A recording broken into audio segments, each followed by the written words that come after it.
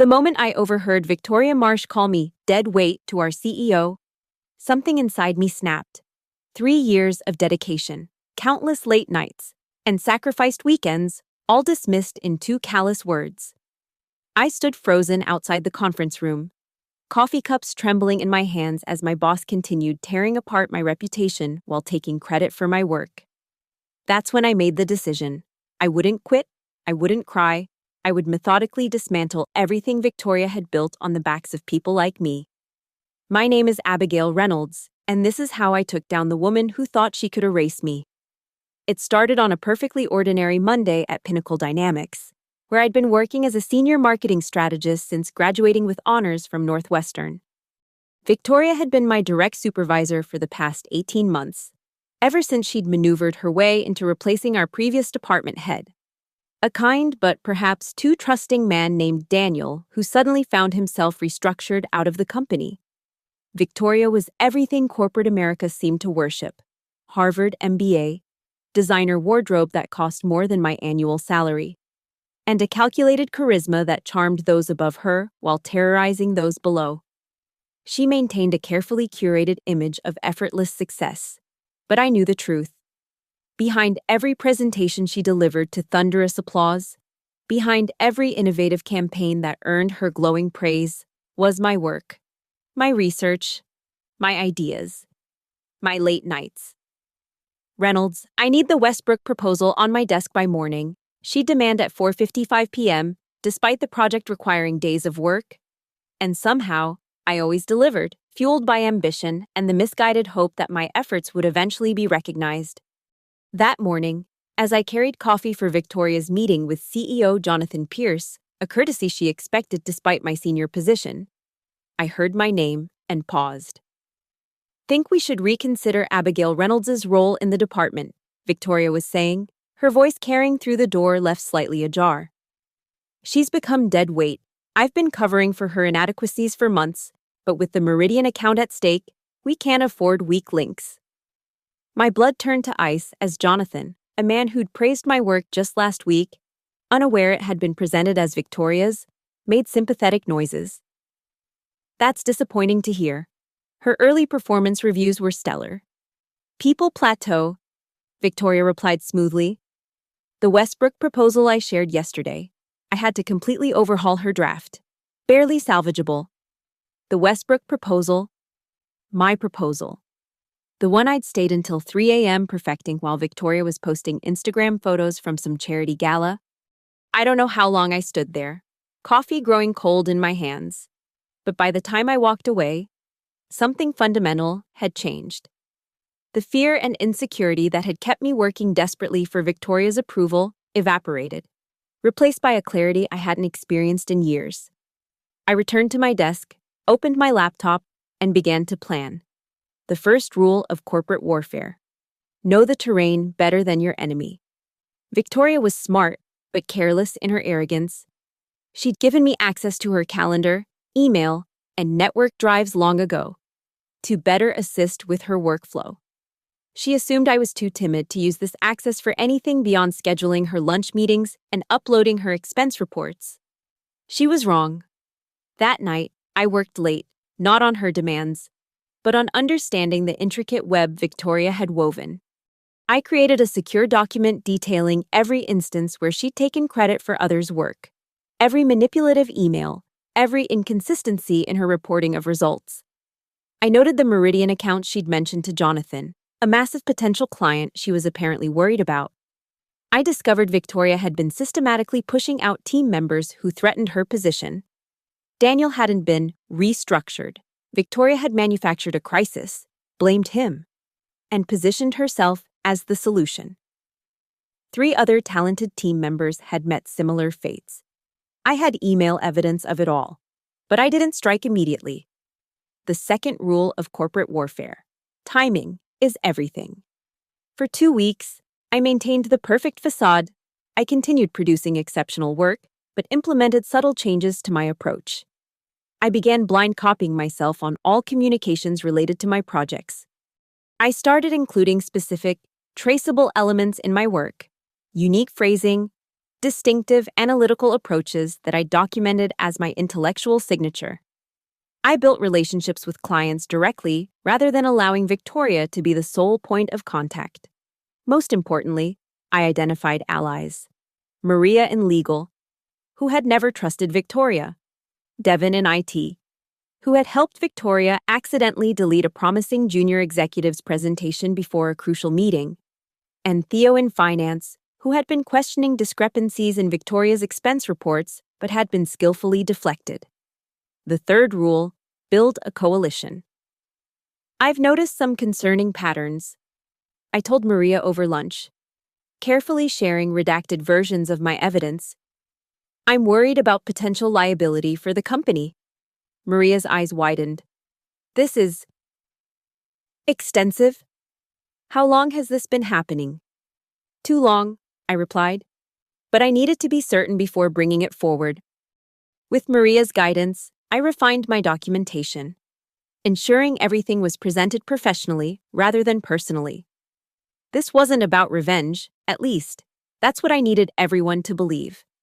This was about protecting the company from a dangerous liability. Devin provided access to the backup server where all deleted communications were archived, including those Victoria thought were permanently erased. Theo confirmed his suspicions about Victoria's creative accounting, adding another dimension to my case. The fourth rule: create leverage. The Meridian account became my focus. This potential client represented a $30 million opportunity for Pinnacle, and Victoria had positioned herself to lead the pitch. I learned she had promised Jonathan a revolutionary approach that would guarantee success. What Jonathan didn't know was that Victoria had nothing: no revolutionary approach, no guaranteed success. Just promises and her usual confidence that she could extract something brilliant from her team, meaning me, at the last minute. For once, I didn't wait for her demand. I developed the Meridian pitch myself, in secret, working nights and weekends. I created something truly innovative, something that addressed Meridian's unique challenges in ways our competitors couldn't match. I ran it by trusted colleagues in other departments who confirmed its strength. Then I waited. 3 days before the Meridian presentation, Victoria called me into her office. "Reynolds," she said without looking up from her phone, "I need you to drop everything. The Meridian pitch needs to be extraordinary. I've told Jonathan we have something revolutionary, so don't disappoint me." I nodded, expressionless. "What direction were you thinking?" She waved her hand dismissively.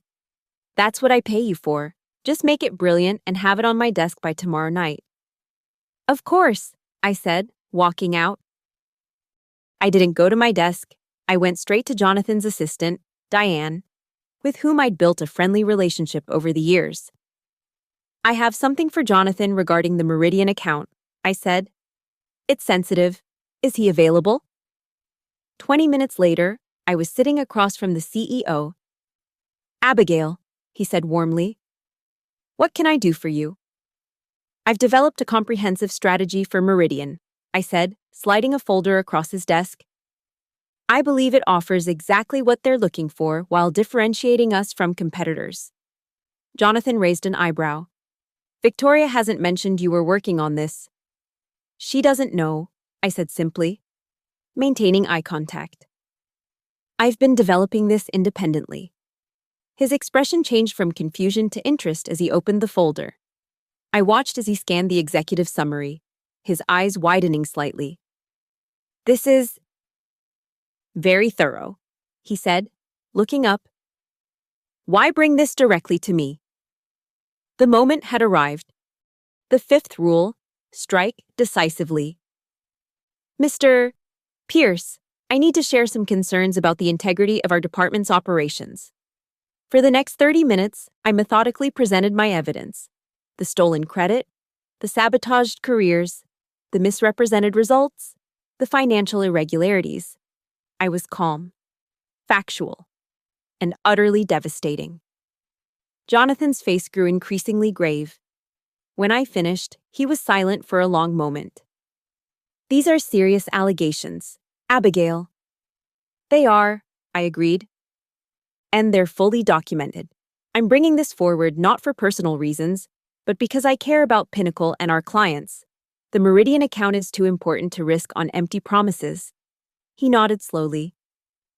I'll need to review all of this and involve appropriate parties. In the meantime, continue working on the Meridian presentation as if this conversation never happened. Of course, I said, standing to leave. And Abigail, he added. Thank you for your courage. I returned to my desk and worked normally for the rest of the day. Victoria stopped by at 6 p.m. Where are we on Meridian? She demanded. Making progress, I replied. I'll have something for you to review tomorrow evening as requested. She narrowed her eyes, perhaps sensing something different in my demeanor, but nodded and walked away. That night, I slept peacefully for the first time in months. The next morning, Victoria didn't come in. By noon, rumors were circulating. By 3 p.m., Maria from legal stopped by my desk. There's a meeting in the main conference room at 4, she said quietly. You should be there. At 4 p.m. sharp, Jonathan stood before the marketing department and several executives from other divisions. I want to address some organizational changes, he began. Effective immediately. Victoria Marsh is no longer with Pinnacle Dynamics. A murmur ran through the room. I kept my expression neutral. An internal review has uncovered concerning practices that don't align with our company values, he continued. While I can't share details, I want to assure everyone that we're committed to a culture of integrity and proper attribution of work. His eyes found mine briefly before he continued. In light of these changes, I'm appointing Abigail Reynolds as Acting Director of Marketing while we determine next steps. I felt 20 pairs of eyes turn to me in shock. I nodded graciously, as if this were unexpected news. Additionally, Jonathan added, Abigail will be leading our presentation to Meridian Group this Friday. I've reviewed her proposed strategy and have full confidence in her approach. The meeting ended with Jonathan asking me to stay behind. When we were alone, he closed the door. The board is extremely concerned about what you uncovered, he said. There will be a full audit of Victoria's tenure, and we may need your continued cooperation. Of course. I agreed. About the acting director position. He continued. It's genuine. You've demonstrated exceptional strategic thinking, not just in your marketing work, but in how you handled this situation. You were methodical and focused on company interest rather than personal grievances. Thank you, I said. I'm ready for the responsibility. He smiled. The acting part is a formality.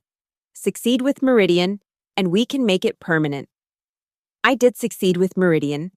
My presentation wasn't just well received, it was celebrated as exactly the innovative approach they'd been seeking from potential partners. We secured the $30 million account, and 2 weeks later, Jonathan made my position official, Director of Marketing at Pinnacle Dynamics. But my story doesn't end there, because corporate revenge isn't just about taking down your enemy, it's about ensuring they stay down while you rise. Victoria, predictably, didn't go quietly. Within days, she began reaching out to clients and colleagues, spinning a narrative of jealousy and sabotage. She claimed I had manipulated evidence to steal her position. She attempted to contact Meridian directly. I had anticipated this. The sixth rule of corporate warfare: secure the perimeter after victory.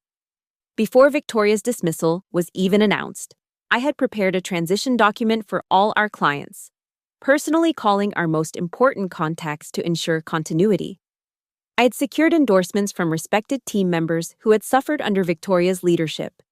I had even anticipated her legal maneuvers, working with our legal department to document her violations of company policy and contractual obligations. When Victoria's lawyer sent a threatening letter alleging wrongful termination, Maria was prepared with a comprehensive response that included evidence of Victoria's misconduct so compelling that we never heard from the lawyer again. When Victoria attempted to poach Pinnacle clients for her consulting practice, our clients forwarded her emails to me with notes of concern. Each time, I responded with gratitude for their loyalty and a new insight that strengthened our partnership. Victoria's reputation in our industry collapsed not because I actively destroyed it, but because I had meticulously documented the truth and allowed it to speak for itself. 6 months after taking over as director, I had transformed our department. The toxic culture Victoria had cultivated was replaced with one of collaboration and proper recognition. Team members who had been silenced found their voices again. Hidden talents emerged once people no longer feared having their ideas stolen. Our success metrics soared, not through manipulation of numbers as Victoria had done, but through genuine innovation and client satisfaction. The Meridian account was just the beginning. Under my leadership, we secured 5 more major clients in the first year. One afternoon, Jonathan called me to his office. "The board is impressed," he said, gesturing for me to sit. "Revenue up 32%, client retention at 97%, and employee satisfaction scores higher than any other department. You've exceeded all expectations." "Thank you," I said. "It's been a team effort." He nodded appreciatively. "That's exactly what makes your leadership different. Victoria built herself up by tearing others down. You've risen by elevating your entire team." He slid a folder across the desk, a substantial compensation increase, and expanded responsibilities. "We're creating a new position, Chief Client Officer. You'll oversee all client-facing operations across departments. It's a seat at the executive table." As I accepted the position, I reflected on how completely my professional life had transformed in just 1 year. From dead weight to C-suite. From having my work stolen to being celebrated for it. That evening, as I packed up my office for the move to the executive floor, I found an old notebook from my early days working under Victoria. On the first page, I had written my professional goals. Ambitious dreams that had seemed impossible under her suppressive management. I had surpassed them all. My phone buzzed with a LinkedIn notification. Out of curiosity, I checked Victoria's profile. Her consulting practice had failed to launch. She was now in a mid-level position at a struggling company. Her impressive title unable to mask her downward trajectory. I felt no satisfaction at her downfall.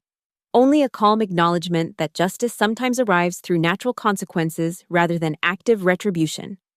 The true revenge wasn't destroying Victoria. It was succeeding beyond what she could have imagined while she had tried to diminish me. It was creating a department where everyone could thrive rather than compete for scraps of recognition. It was transforming her dismissal from a personal victory into a catalyst for positive change throughout the company.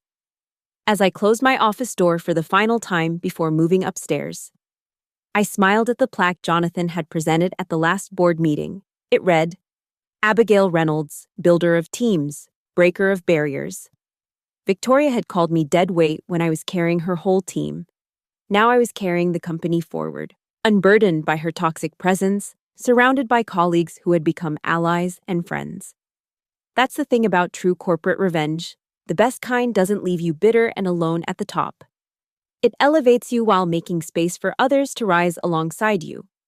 It transforms not just your career, but your entire workplace culture. 3 years later, as I sat in my executive office overlooking the city, I received an unexpected email. It was from Daniel, the kind department head Victoria had ousted years ago. He had founded his own agency and was proposing a partnership on a major project. "I've been following Pinnacle's renaissance under your leadership," he wrote. "What you've built from the ashes of that toxic environment is remarkable. I'd be honored to collaborate." We met for lunch the following week. After catching up, Daniel grew serious. "You know, I blamed myself for years after Victoria pushed me out," he admitted. "Wondered if I'd been too trusting, too weak." "You weren't weak," I said firmly. "You were decent in an environment that temporarily rewarded indecency." He smiled. "That's a generous interpretation. But what you did, documenting everything, building alliances, waiting for the perfect moment, that was masterful. You didn't just survive Victoria, you systematically dismantled her entire approach to business." I considered his words. "I didn't set out for revenge, I set out for justice." "The best revenge often comes disguised as justice," Daniel replied, "especially when it's as thorough as yours was." As we formalized our partnership over the following weeks, bringing together his agency's creative strength with Pinnacle's strategic resources, I reflected on how differently things might have turned out had I simply walked away that day. I overheard Victoria calling me dead weight. Had I resigned in hurt and anger, she would have continued destroying careers and taking credit for others' brilliance. She would have mishandled the Meridian account and blamed her team for the failure. The toxic culture would have persisted, claiming more victims. Instead, by channeling my fury into methodical action, I had not only reclaimed my career but transformed an entire corporate culture. Our partnership with Daniel's agency would now create opportunities for dozens of talented professionals who valued collaboration over competition. Sometimes I wonder if Victoria ever realized how completely she engineered her own downfall. How her momentary dismissal of me as dead weight ignited the sequence of events that would end her career at Pinnacle and diminish her standing in our industry. I doubt it. People like Victoria rarely recognize their own role in their failures. They're too busy looking for others to blame. As for me, I no longer think about Victoria very often. I'm too focused on building something lasting and meaningful. A workplace where brilliance is celebrated rather than stolen. Where cooperation trumps sabotage. Where nobody has to stand outside a conference room with cold coffee, listening to their boss dismiss their existence. That Monday morning when I overheard Victoria's casual cruelty changed everything. Not because it hurt me, but because it finally freed me from caring about her approval. In attempting to diminish me, she removed the last barrier to my success, my own hesitation to challenge her authority. The ultimate corporate revenge isn't about destroying your enemy. It's about building something so successful in the wake of their absence that their name becomes a footnote in your story rather than the other way around. Victoria Marsh taught me that, though certainly not in the way she intended. And for that unintentional lesson in power, resilience, and strategic patience, I suppose I should be grateful. After all, without her calling me dead weight, I might never have discovered just how capable I was of carrying an entire company to new heights, and leaving her far behind in the process. I sometimes think about sending her a thank you note. But then again, success is the best revenge of all. The promotion to Chief Client Officer marked the beginning of Pinnacle's most profitable era. Our partnership with Daniel's agency won industry awards for innovation. My team, filled with people who had been overlooked or underestimated, just as I had been, became known for both their creativity and their integrity. 3 more years passed. I was approached about CEO positions at other companies but chose to remain at Pinnacle, where I eventually became Chief Operating Officer. The culture we built became a case study at business schools, including Victoria's beloved Harvard. One evening, as I was leaving a major industry conference where I delivered the keynote address, a familiar figure approached me in the hotel lobby. Victoria looked different, the designer clothes replaced with something more subdued, the confident stride now hesitant. For a moment, I didn't recognize her. "Abigail," she said, her voice lacking its former commanding tone. "Do you have a minute?" I could have walked past. I could have dismissed her with the same casual cruelty she had once shown me. But revenge, I had learned, wasn't about inflicting pain. It was about reclaiming power. "Of course," I said, gesturing to a quiet corner of the lobby. We sat in silence for a moment before she spoke. "Your keynote was impressive," she said finally. Everyone was taking notes, including me. "Thank you," I replied simply. She fidgeted with her conference badge. "I've been following your career. What you've accomplished at Pinnacle. It's remarkable." I waited, knowing there must be more to this unexpected approach. "I'm starting over," she continued. "After everything fell apart, I had to take a hard look at myself, at how I operated. It wasn't pleasant." "Self-reflection rarely is," I observed. She looked up, meeting my eyes directly for perhaps the first time in our long acquaintance. "I owe you an apology. Many apologies, actually. What I did, taking credit for your work, undermining you to Jonathan, calling you dead weight," I finished for her. She winced. "You heard that?" "I did." Another silence stretched between us. "I'm sorry," she said finally. "Truly sorry. Not just for what I said, but for everything. The stolen ideas, the sabotage, all of it. I studied her, looking for the manipulation that had once been her hallmark. Instead, I saw something unfamiliar on Victoria's face: humility. "What are you hoping for, Victoria?" I asked directly. "Forgiveness? A recommendation? What brought you to approach me after all this time?" She sighed. "Honestly, I don't know. When I saw you on the conference schedule, I almost canceled my attendance. Then I decided it was time to face my past, to acknowledge what I did wrong." She paused, collecting herself. "I'm not asking for anything. I just thought you deserved to hear an apology, even years late." I considered her words carefully. "Thank you for that. I appreciate the acknowledgement." She nodded, seeming to accept that this was all the closure she would receive. As she stood to leave, I made a decision. "Victoria," I called after her, "what are you working on these days?" She turned back, surprise evident on her face. "Small projects, mostly. Trying to rebuild my reputation from scratch." I took out a business card and wrote a name and number on the back. "This is Jessica Torres. She runs our innovation incubator for smaller clients. She's looking for experienced consultants for short-term projects." Victoria stared at the card in disbelief. "You'd recommend me, after everything?" "I'm not recommending you," I clarified. "I'm giving you Jessica's contact information. What happens next depends entirely on your approach. If you've truly changed, if you can collaborate rather than dominate, contribute rather than take credit, then perhaps there's a professional future for you with one of our partners." She took the card with trembling fingers. "Why would you even consider helping me?" I smiled slightly. "Because true success isn't about keeping others down.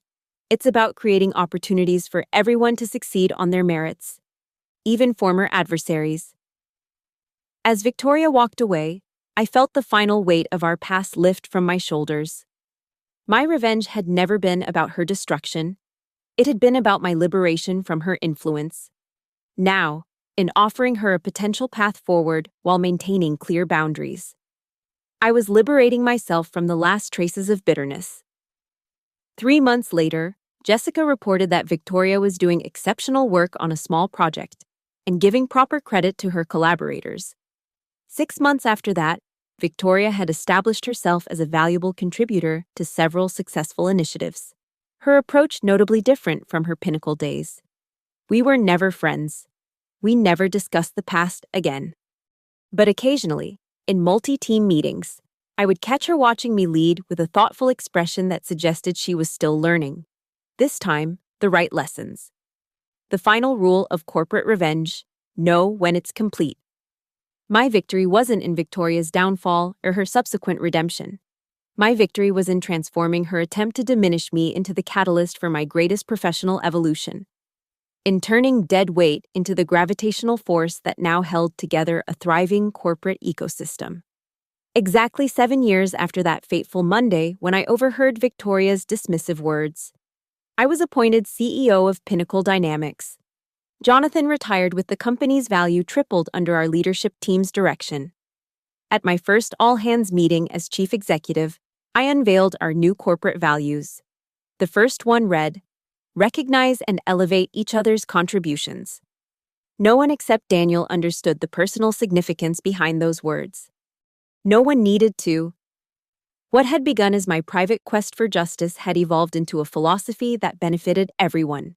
A corporate culture where no one would ever again have to stand outside a conference room, coffee growing cold, listening to their worth being diminished. That's the thing about true revenge in the corporate world. When done right, it doesn't end with someone's destruction. It ends with transformation. Yours, theirs, and the entire system that once enabled their abuse. Victoria had called me dead weight when I was carrying her whole team. Now I carried the legacy of that moment transformed, not as a burden of resentment, but as the foundation of something better than either of us could have built alone. And that, I discovered, was the sweetest revenge of all. 10 years after Victoria first uttered those two fateful words that changed the course of my career, Pinnacle Dynamics had become an industry leader known as much for its corporate culture as for its impressive bottom line. Under my leadership as CEO, we had expanded globally, acquired strategic partners, and established a foundation that supported women in business. The irony wasn't lost on me that Victoria's attempt to diminish me had instead launched me toward heights she had never reached herself. But more meaningful than my personal success was what we had built. A company where innovation flourished because people weren't afraid of having their contributions stolen, where collaboration trumped competition, where toxic behavior was identified and addressed rather than rewarded. At the Foundation's annual gala, I was scheduled to deliver remarks about empowering the next generation of female business leaders. As I prepared backstage, my assistant informed me that Victoria Marsh had arrived. She had donated to the Foundation but hadn't confirmed she would attend the event. When I took the stage, I spotted her immediately, seated toward the back, watching attentively as I addressed the room full of ambitious young women and industry veterans. Success in business isn't about climbing over others to reach the top, I told them. It's about building something so solid that everyone can rise. It's about creating environments where brilliance is recognized rather than appropriated, where integrity matters more than image, where dead weight is a meaningless concept, because everyone's contributions are valued appropriately. I saw Victoria's slight reaction to those words, a recognition that only she would catch. Many of you will face moments in your careers when someone tries to diminish you, I continued. When your work is stolen, your voice silenced, your value questioned. In those moments, remember this. How you respond defines not just your career, but potentially your entire industry. After the speech, as guests mingled during the reception, Victoria approached me. That was pointed, she said, a hint of her old directness returning. I smiled. It was honest. Those moments change us. They either break us or transform us. She nodded thoughtfully. For what it's worth, you've built something remarkable here. Not just a successful company, but a different way of doing business. I learn from it every day in my consulting work. I appreciate that, I replied. Then, making a decision, I added, would you be interested in speaking to some of our Foundation participants about professional reinvention, about learning from mistakes and building a more ethical approach to business? Victoria looked genuinely surprised. You think my perspective would be valuable?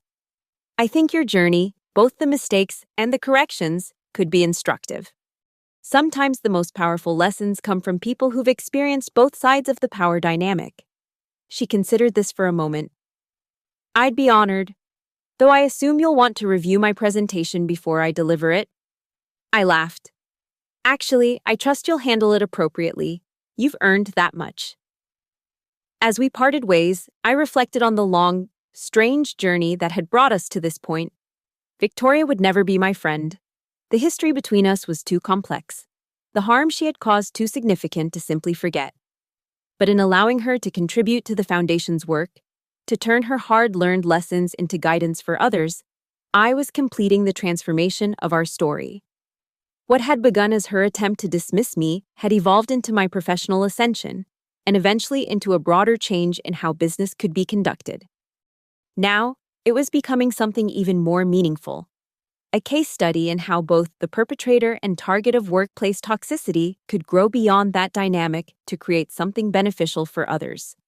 Later that evening, as the event wound down, Maria, now our chief legal officer, joined me at my table. I saw you talking with Victoria, she noted. That's something I never thought I'd witness. Life is full of surprises, I replied. Maria shook her head in amazement.